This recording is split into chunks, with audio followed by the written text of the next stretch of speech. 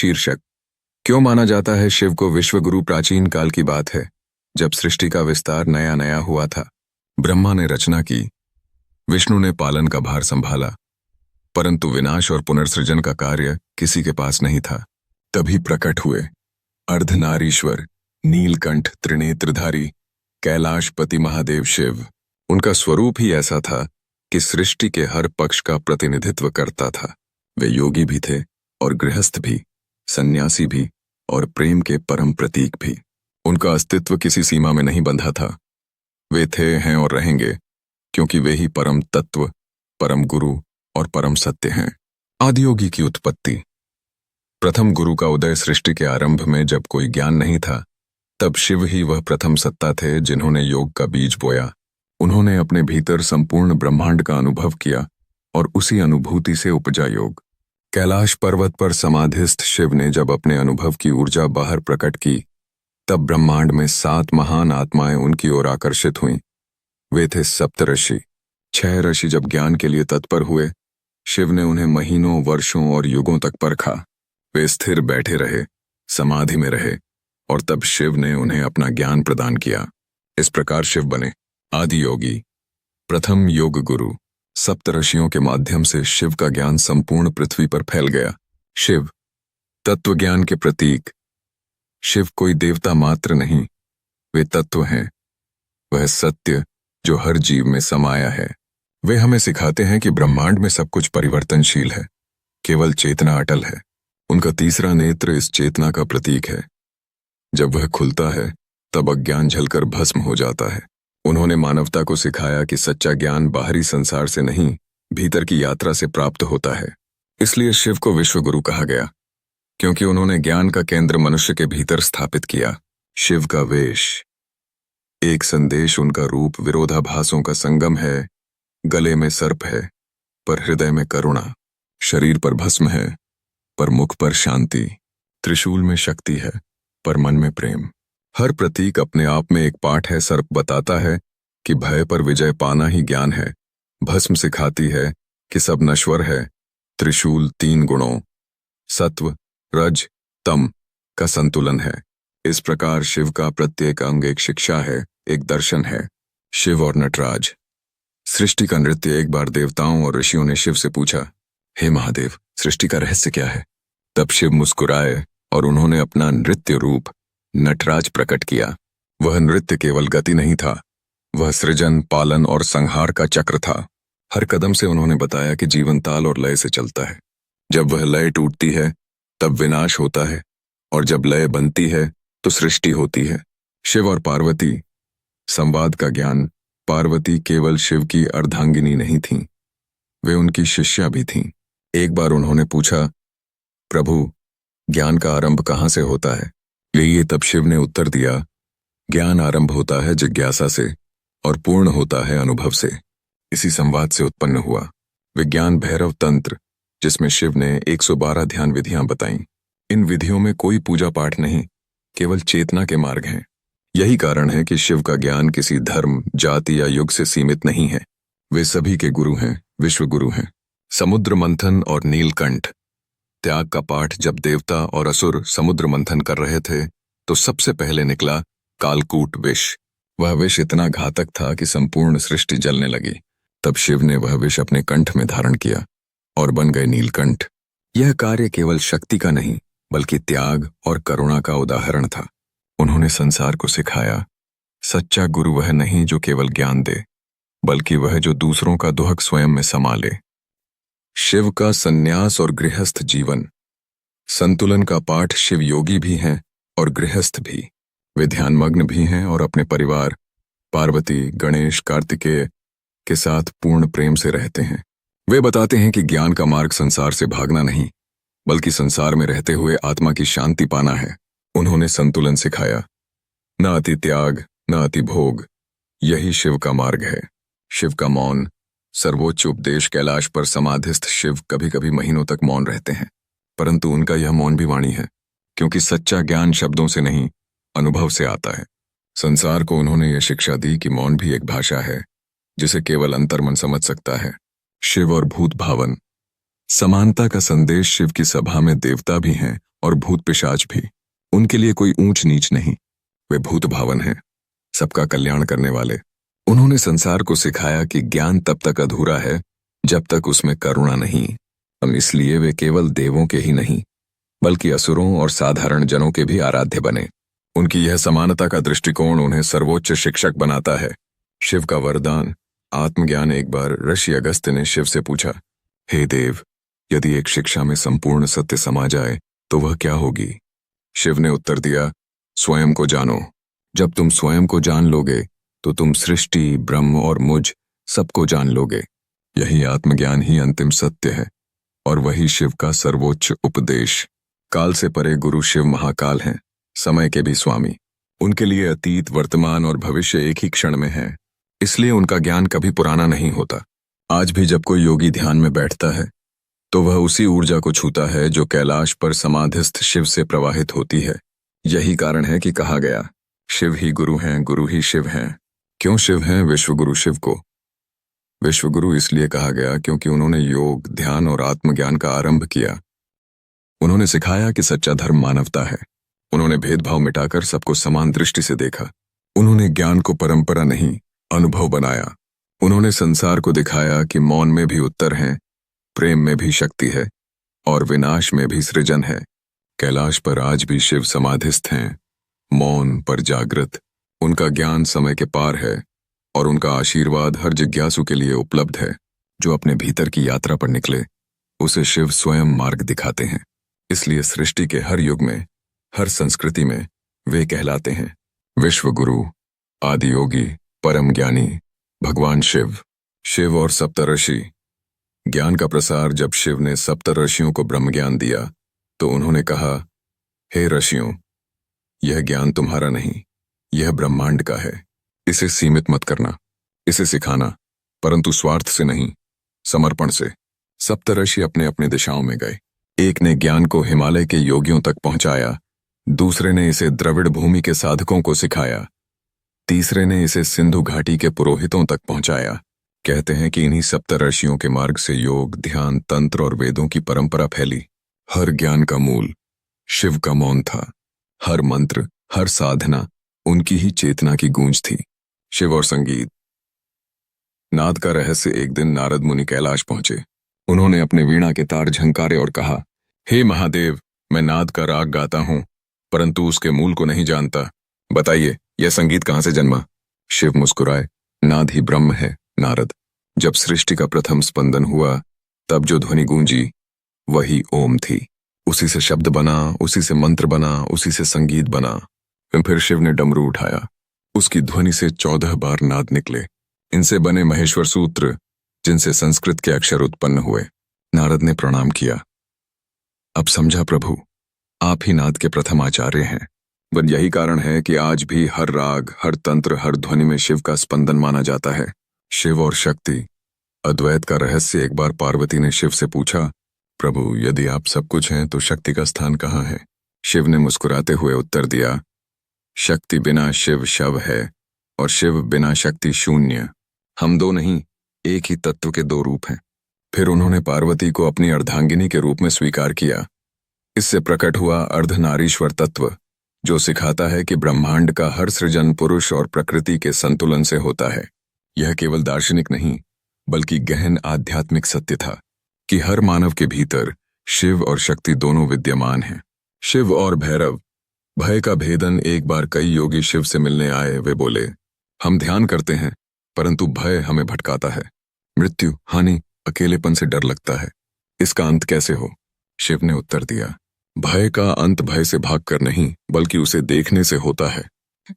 फिर उन्होंने अपना भैरव रूप दिखाया, भयंकर परंतु शुद्ध। योगियों ने देखा कि भय केवल माया है। जब वे स्थिर रहे, भय मिट गया। इस प्रकार शिव ने सिखाया कि भैरव तत्व आत्मबल का प्रतीक है। जहां भय नहीं, केवल साक्षी भाव है। यही तंत्र का मूल है, भय के पार जाना। शिव और गणेश। बोध का जन्म। पार्वती ने एक दिन अपने उपटन से गणेश का निर्माण किया। जब शिव लौटे तो गणेश ने उन्हें द्वार पर रोक दिया। अज्ञान के कारण शिव ने क्रोध में उनका सिर काट दिया। परंतु जब पार्वती का विलाप सुना, शिव ने तुरंत गणेश को जीवन दान दिया। एक हाथी का सिर लगाकर। फिर बोले, आज से यह बालक प्रथम पूज्य होगा, क्योंकि यह बोध का प्रतीक है। गणेश का सिर बड़ा है, सोच का विस्तार, कान बड़े हैं, सुनने का गुण, और पेट बड़ा है, सहनशीलता का प्रतीक। इस घटना से शिव ने सिखाया कि गुरु का कार्य केवल दंड देना नहीं, बल्कि अज्ञान को ज्ञान में बदलना है। शिव और काल भैरव। समय का स्वामी। एक बार ब्रह्मा और विष्णु में विवाद हुआ कि सर्वोच्च कौन है। तब शिव ने ज्योतिर्लिंग रूप धारण किया, अनंत अग्निस्तंभ। ब्रह्मा ऊपर उड़ते गए, विष्णु नीचे गए, पर अंत न मिला। ब्रह्मा ने झूठ कहा कि उन्होंने अंत देख लिया। शिव ने क्रोधित होकर अपने भैरव रूप से ब्रह्मा का एक सिर काट दिया और बोले, जो अहंकार में झूठ बोले वह ज्ञान से वंचित रहेगा। लेकिन फिर उन्होंने अपने भैरव रूप को काल का स्वामी बनाया, महाकाल भैरव। इससे संसार को शिक्षा मिली कि सत्य ही सबसे बड़ा धर्म है और समय सबको समान रूप से परखता है। शिव और रावण। भक्ति का रहस्य। लंकापति रावण महान शिव भक्त था। उसने कैलाश को उठाने का प्रयास किया। शिव ने अपने अंगूठे से पर्वत दबा दिया, रावण का हाथ दब गया। तब रावण ने पीड़ा में एक अद्भुत स्तोत्र गाया, शिव तांडव स्तोत्र। उसके हर शब्द में अग्नि थी, प्रेम था, समर्पण था। शिव प्रसन्न हुए और उसे चंद्रहास तलवार दी, परंतु साथ ही कहा, भक्ति में शक्ति है, परंतु अहंकार आए तो पतन निश्चित है।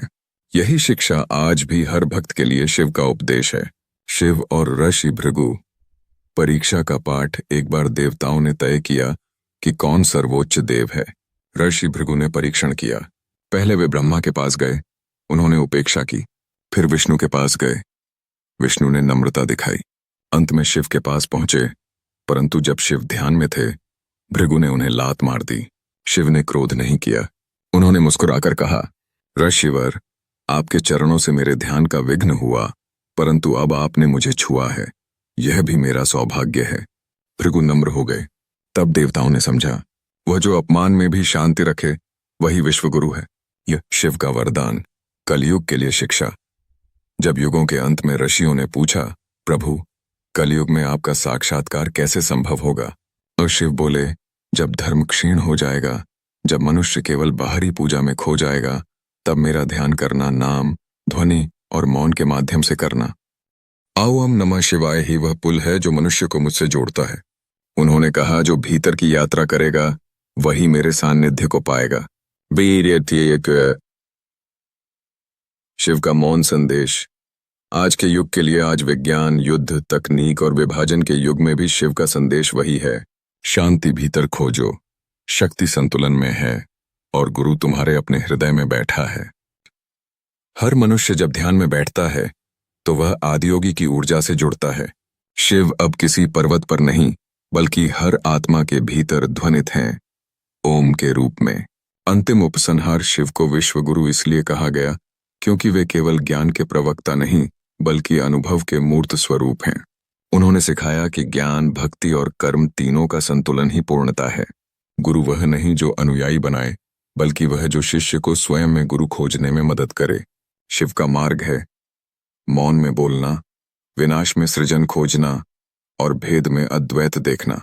इस प्रकार शिव की यह कथा युगों से युगों तक चलती आ रही है, हर उस आत्मा में जो सत्य की खोज में निकली है। और जब भी कोई साधक अपने भीतर की आंख खोलता है तो वह सुनता है, मैं शिव हूं, मैं विश्वगुरु हूं, मैं चेतना हूं। कैलाश की रात्रि।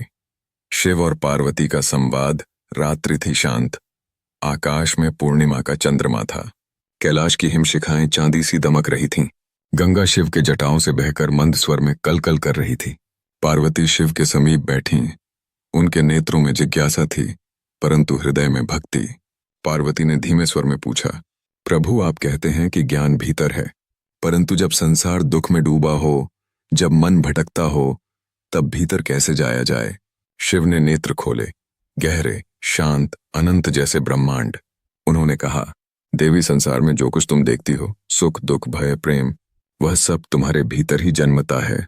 जब मन बाहरी वस्तुओं में बंध जाता है, तब आत्मा स्वयं से दूर हो जाती है। भीतर जाने का अर्थ है मन को उसी स्रोत की ओर मोड़ देना जहां से वह उत्पन्न हुआ। गगे पार्वती ने कहा, प्रभु, क्या यही योग है? शिव मुस्कुराए, हाँ, यही योग है, मिलन। आत्मा का अपने मूल से मिलन। जब यह मिलन होता है तब गुरु बाहर नहीं, स्वयं भीतर जागृत होता है। विज्ञान भैरव का आरंभ। पार्वती ने आगे कहा, प्रभु आप तो मौन रहते हैं, फिर भी संसार आपको विश्व गुरु कहता है। क्या मौन भी शिक्षा है? शिव बोले, देवी मौन ही तो सबसे गहन वाणी है। शब्द सीमित हैं, पर मौन अनंत है। जब शिष्य मौन में उतरता है तब गुरु का स्पर्श बिना बोले भी उसे मार्ग दिखाता है। फिर शिव ने पार्वती को सिखाया, हर श्वास में ब्रह्म है। जब श्वास भीतर जाए तो जानो यह शिव है, जब बाहर आए तो जानो यह शक्ति है। इन दोनों के मध्य जो ठहराव है वही मुक्ति है। मन को मौन करने, चेतना को विस्तार देने और आत्मा को अनुभव करने के मार्ग। शिव और शक्ति का नृत्य, सृष्टि का रहस्य। शिव ने पार्वती का हाथ थामा। क्षण भर में पूरा कैलाश प्रकाश से भर गया। उन्होंने कहा, देवी सृष्टि तब तक अपूर्ण है जब तक नृत्य नहीं होता। नृत्य ही जीवन है, हर गति, हर परिवर्तन, हर श्वास। फिर उन्होंने अपना तांडव रूप दिखाया। पार्वती ने उसका लास्य रूप दिखाया। जब दोनों ने नृत्य किया तो ब्रह्मांड लहराने लगा। सूर्य, चंद्र, नक्षत्र, आकाश सब उसी लय में झूम उठे। शिव बोले, यही है सृष्टि का रहस्य। जब चेतना और ऊर्जा, शिव और शक्ति एक साथ नृत्य करते हैं तभी सृष्टि जीवित रहती है। यही योग का परम सत्य है। शिव और सप्तऋषि का पुनः मिलन। हजारों वर्षों बाद सप्तऋषि फिर कैलाश आए। उन्होंने कहा, प्रभु हमने ज्ञान फैलाया परंतु मनुष्य फिर भी दुखी है। वे ग्रंथ पढ़ते हैं पर भीतर नहीं उतरते। क्यों? शिव ने कहा, ऋषियों शब्द मार्ग दिखाते हैं परंतु अनुभव चलना सिखाता है। गुरु केवल द्वार तक ले जा सकता है, भीतर तो हर आत्मा को स्वयं उतरना पड़ता है। उन्होंने आगे कहा, ज्ञान को संचित मत करो, उसे जियो। जब तुम ज्ञान बन जाते हो तभी संसार में परिवर्तन आता है। ऋषि नम्र होकर बोले, प्रभु अब हमें क्या करना चाहिए? शिव बोले, अब मानवता को सिखाओ अद्वैत, कि मैं और वह अलग नहीं। शिव और समय का रहस्य। पार्वती ने फिर पूछा, प्रभु आप महाकाल कहलाते हैं, क्या आप समय से परे हैं? शिव ने मुस्कुराते हुए कहा, देवी समय मेरा ही रूप है। जब सृष्टि प्रारंभ होती है तो मैं क्षण बन जाता हूं, जब विनाश होता है तो मैं अनंत बन जाता हूं। मैं ही आरंभ हूं, मैं ही अंत हूं। उन्होंने आगे कहा, समय से जो भयभीत है वह मृत्यु से डरता है, पर जो समय को साध लेता है वह अमर हो जाता है। ध्यान में उतरने वाला साधक समय की सीमाओं से मुक्त हो जाता है, वह शिवत्व को प्राप्त करता है। पार्वती का बोध। शिव की वाणी सुनकर पार्वती ध्यान में चली गईं। उन्होंने अनुभव किया, हर कण, हर श्वास, हर ध्वनि में शिव है। उन्होंने कहा, प्रभु अब मैं जान गई हूं, आप बाहर नहीं, मेरे भीतर हैं। जब मैंने स्वयं को देखा तब मुझे आप मिले। शिव ने कहा, देवी यही ज्ञान मैं सिखाता हूं। जब कोई आत्मा स्वयं को पहचान लेती है तब वही विश्व गुरु बन जाती है। किन आदियोगी का आशीर्वाद। शिव ने पर्वत की चोटी पर दृष्टि डाली। वहां अनेक साधक बैठे थे, कोई ध्यान में, कोई संदेह में, कोई भक्ति में। उन्होंने कहा, हे साधकों, मैं किसी धर्म का नहीं, मैं हर आत्मा की जिज्ञासा का उत्तर हूं। मैं उस मौन का गुरु हूं जहां प्रश्न भी मिट जाता है। फिर उन्होंने कहा, जो मेरे मार्ग पर चलेगा वह बाहर के गुरु नहीं खोजेगा। उसका हर अनुभव, हर पीड़ा, हर श्वास स्वयं उसका गुरु होगा। शिव का अंतिम उपदेश। चंद्रमा ढलने लगा। गंगा मंद स्वर में बह रही थी। पार्वती ने प्रणाम किया। शिव ने आकाश की ओर देखा और कहा, ज्ञान कोई वस्तु नहीं जो दी जाए, यह तो अग्नि है जो भीतर जलती है। जब तुम तैयार होते हो तब मैं उसी अग्नि के रूप में प्रकट होता हूं। उन्होंने मुस्कुराकर कहा, जो भी सत्य की खोज में निकला वह मेरा शिष्य है, और जो स्वयं को जान गया वह मेरा रूप बन गया। फिर वे समाधि में लीन हो गए। संपूर्ण ब्रह्मांड में एक दिव्य मौन फैल गया। वह मौन आज भी हर ध्यान में गूंजता है। आऊएम नमः शिवाय। उपसंहार।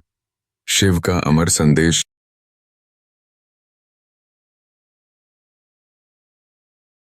हर योगी, हर साधक, हर कवि, हर संगीतकार शिव के मौन से प्रेरणा पाता रहा, क्योंकि शिव कोई बाहरी सत्ता नहीं, वे चेतना है, प्रेम है, ज्ञान है।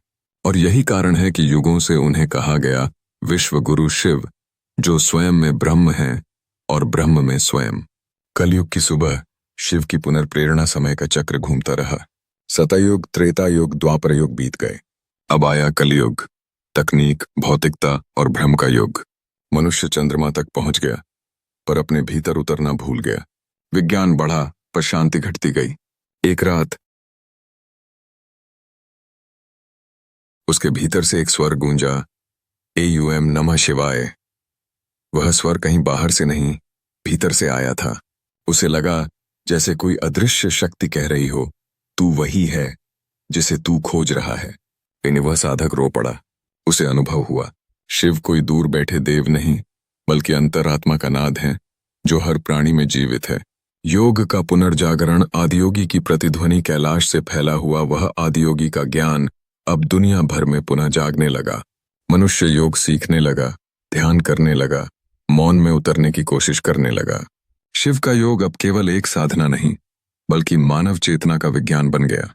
हर आसन, हर प्राणायाम, हर मंत्र शिव की दी हुई उस प्राचीन विधा का अंश है जिसे उन्होंने सप्तऋषियों को सिखाया था। आज जब कोई योगी ध्यान में बैठता है तो वह अनजाने में उसी ऊर्जा से जुड़ता है जो कैलाश के शिखर पर समाधिस्थ शिव से प्रवाहित होती है। शिव और विज्ञान। ऊर्जा का रहस्य। 21वीं सदी में विज्ञान ने परमाणु को बांटा, ऊर्जा को मापा, परंतु चेतना को नहीं समझ पाया। कई वैज्ञानिकों ने ध्यान करना शुरू किया क्योंकि उन्हें लगा ऊर्जा केवल भौतिक नहीं है। एक वैज्ञानिक ने ध्यान में अनुभव किया, जब मन शांत होता है तब ऊर्जा स्थिर नहीं, जीवित हो जाती है। वह बोला, यह कैसी स्थिति है? और उसी क्षण भीतर से एक स्वर गूंजा, यह शिव का नृत्य है, ऊर्जा का जीवित रूप। शिव का नटराज रूप अब प्रयोगशालाओं में समझा जाने लगा। उसके चारों ओर घूमते परमाणु, उसके तांडव की लय में झूमते अणुआए। सब यही कहते हैं कि शिव का नृत्य ही सृष्टि की गति है। भक्ति से परे अनुभव का युग। कलयुग में लोग मंदिरों में जाकर शिवलिंग पर जल चढ़ाते हैं, पर सच्चा साधक जानता है कि शिवलिंग कोई पत्थर नहीं, बल्कि ऊर्जा का केंद्र है। एक युवा भक्त ने एक दिन शिव से कहा, प्रभु, मैं रोज जल चढ़ाता हूं पर शांति नहीं मिलती। रात्रि में उसने स्वप्न देखा, शिव प्रकट हुए, मुस्कुराए और बोले, तू मुझे बाहर खोजता है, पर मैं तो तेरे भीतर बैठा हूं। जब तू अपने भीतर की ज्वाला को शांत करेगा, वही जल मेरा अर्पण होगा। युवा उठा और मौन में बैठ गया। उस दिन पहली बार उसने अनुभव किया, शांति बाहर नहीं, भीतर से फूटती है। महाकाल का दर्शन। समय से परे गुरु उज्जैन में महाकालेश्वर के गर्भगृह में एक वृद्ध साधक ध्यान में लीन था। घंटों बाद उसने आंखें खोलीं और कहा, मैंने समय को रुकते देखा। से लोग चकित हो गए। साधक बोला, जब मैं शिव का नाम जप रहा था तो हर क्षण थम गया। मुझे न अतीत याद था, न भविष्य की चिंता, बस एक अनंत अब, यही शिव है। शिव ने फिर से संसार को दिखाया, समय को समझो नहीं, उसे पार करो। इसीलिए वे कहलाते हैं महाकाल, जो काल से परे है। शिव और मानवता, करुणा का संदेश।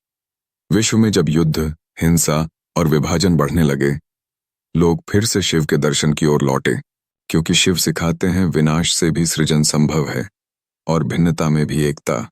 शिव की मूर्तियां केवल पूजा का केंद्र नहीं, बल्कि स्मरण है कि मनुष्य जब संतुलन खोता है तो प्रकृति उसे पुनः शिव की ओर मोड़ देती है।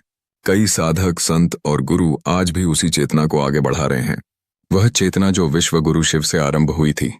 शिव की अदृश्य उपस्थिति कहते हैं, जो भी सत्य की खोज में निकलता है, वह चाहे किसी धर्म, देश या नाम से हो, शिव की ऊर्जा स्वयं उसका मार्गदर्शन। कभी वह गुरु के रूप में आती है, कभी प्रेरणा के रूप में, कभी मौन के रूप में। शिव अब केवल कैलाश पर नहीं है, वे हर ध्यान में, हर श्वास में, हर सत्य में जीवित हैं। वे अब विश्व गुरु से आगे विश्व चेतना बन चुके हैं।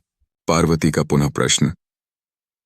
युगों के पार एक रात, जब ब्रह्मांड शांत था, पार्वती ने शिव से फिर पूछा, प्रभु, आपका यह ज्ञान क्या कभी समाप्त होगा? शिव ने नेत्र खोले। उनमें आकाश झिलमिला रहा था। उन्होंने कहा, देवी, ज्ञान कभी नष्ट नहीं होता, वह केवल रूप बदलता है।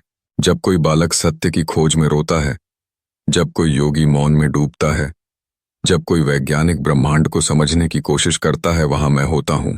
कि पार्वती ने सिर झुकाया। तो आप हर खोज में हैं? यह शिव बोले, हाँ, और हर खोजी में भी। विश्व गुरु का अनंत रूप युगों से लेकर आज तक, हर साधना, हर दर्शन, हर सत्य कहीं न कहीं शिव की प्रतिध्वनि है। कभी वे ध्यान बनकर आते हैं, कभी कविता बनकर, कभी प्रेम बनकर। वह मौन जो साधक को स्थिर करता है शिव है। वह अग्नि जो अज्ञान को जलाती है शिव है। वह करुणा जो हृदय को पवित्र करती है शिव है। इसलिए कहा गया, शिव केवल पूजनीय नहीं, अनुभवनीय है। अंतिम सत्य में शिव हूं सभी युगों, ग्रंथों और कथाओं का सार यही है कि शिव किसी मंदिर में नहीं, बल्कि हर आत्मा में विराजते हैं।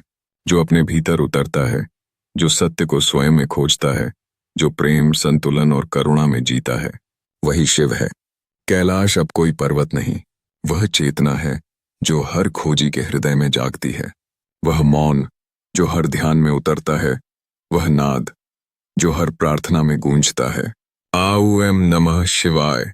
उपसंहार। विश्व गुरु की ज्योति और इस प्रकार युगों से बहता आ रहा शिव का ज्ञान आज भी मानवता के लिए दीपक है। जो इस दीपक को अपने भीतर जलाता है, वह जान लेता है, मैं अलग नहीं, मैं वही चेतना हूं, मैं ही शिव हूं। इसलिए शिव को कहा गया विश्व गुरु, जो सब में है और सबको स्वयं बनने का मार्ग दिखाते हैं। नए युग का खोजी आरव दिल्ली शहर की एक वैज्ञानिक प्रयोगशाला में आरव नाम का एक युवा शोधकर्ता देर रात तक काम कर रहा था। उसका मन थका हुआ था, न कोई अर्थ दिखता था, न कोई शांति। वह कहता था, मैंने पदार्थ को बांटा, ऊर्जा को मापा, पर इस बेचैनी को कहाँ मापूं। उस रात थकान में उसने कंप्यूटर बंद किया और खिड़की से बाहर देखा। आसमान में चांद था, शांत, सफेद, अडिग। अचानक उसके कानों में एक हल्की सी ध्वनि गूंजी, AUM नमः शिवाय। वह चौंक गया। आसपास कोई नहीं था, लेकिन वह ध्वनि मानो भीतर से उठी थी, गहरी, स्थिर और अनंत। कैलाश का बुलावा अगले कुछ दिनों तक आरव के मन में एक ही शब्द गूंजता रहा, शिव। वह किसी धर्म से नहीं जुड़ा था, परंतु उसके भीतर से कोई कह रहा था, चल कैलाश की ओर। कुछ महीनों बाद वह लद्दाख से मानसरोवर की यात्रा पर निकला। कठोर ठंड, बर्फीली हवाएं, पत्थरीले रास्ते, पर उसके भीतर कोई शक्ति थी जो कह रही थी, हर कठिनाई तुझे शुद्ध कर रही है। जैसे जैसे वह कैलाश के समीप पहुंचा, उसका मन शांत होता गया।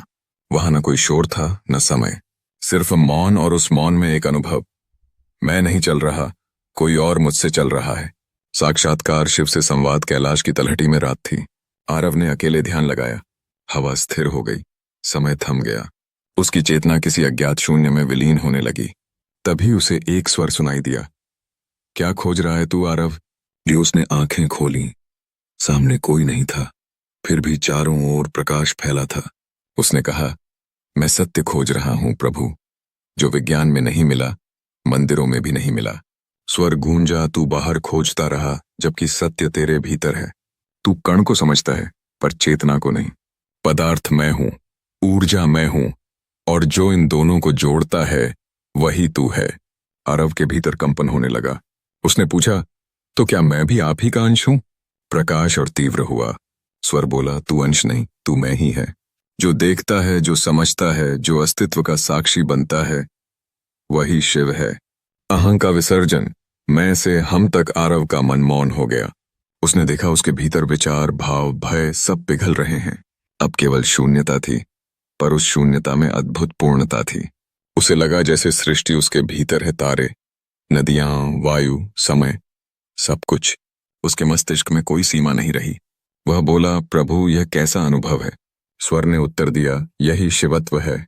जब मैं मिट जाता है और केवल हम बचते हैं, तब गुरु और शिष्य, देव और मानव सब एक हो जाते हैं।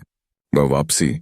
आधुनिक विश्व गुरु का जन्म कई दिनों बाद जब आरव लौटकर शहर पहुंचा, तो वह वैसा नहीं रहा जैसा गया था।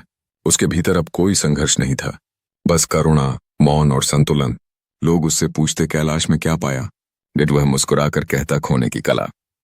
वह अब विश्वविद्यालयों में जाकर विज्ञान और ध्यान का संगम सिखाने लगा। वह कहता, शिव कोई देवता नहीं, बल्कि चेतना का वह विज्ञान है जो भौतिकता को आध्यात्मिकता से जोड़ता है। धीरे धीरे लोग उसके विचारों से प्रेरित हुए। विश्व भर में उसने एक संदेश फैलाया, ज्ञान बाहर से नहीं, भीतर से आता है। विश्वगुरु शिव। अंतिम बोध। एक रात जब आरव ध्यान में था, उसे वही स्वर फिर सुनाई दिया, अब तू जान गया है कि मैं क्यों विश्वगुरु कहलाता हूं। जी आरव ने मौन में उत्तर दिया, क्योंकि आप सबको सिखाते हैं कि गुरु कोई व्यक्ति नहीं, बल्कि वह चेतना है जो हर हृदय में सोई है। ईश्वर बोला, सही कहा। मैं वह हूं जो अंधकार में भी दीपक जलाता है और हर युग में किसी न किसी रूप में लौटता है, ताकि मानव को याद रहे कि वह दिव्य है। आरव ने आंखें खोलीं। उसके चारों ओर कोई नहीं था, पर हवा में एक सुगंध थी। गंध नहीं, अनुभव था। उसने धीरे से कहा, एयूएम नमः शिवाय, और उस क्षण ब्रह्मांड जैसे उसके भीतर समा गया। उपसंहार। शिव गुरु नहीं, चेतना है। अब यह कथा केवल शिव की नहीं रही, यह हर उस आत्मा की है जो सत्य की खोज में है। हर युग में कोई न कोई आरव जन्म लेता है जो भीतर झांकने का साहस करता है। शिव विश्व गुरु इसलिए हैं क्योंकि उन्होंने सिखाया कि ज्ञान सीखा नहीं जाता, अनुभव किया जाता है। वे कहते हैं, मुझ में मत खो, स्वयं में उतर, क्योंकि जब तू स्वयं को जान लेता है तब तू ही में बन जाता है शिवत्व की पूर्णता। और तभी आकाश में गूंज उठता है वह अनंत मंत्र, एयूएम नमः शिवाय, शिवोहम अहम ब्रह्मास्मि। समाप्त, पर वास्तव में आरंभ।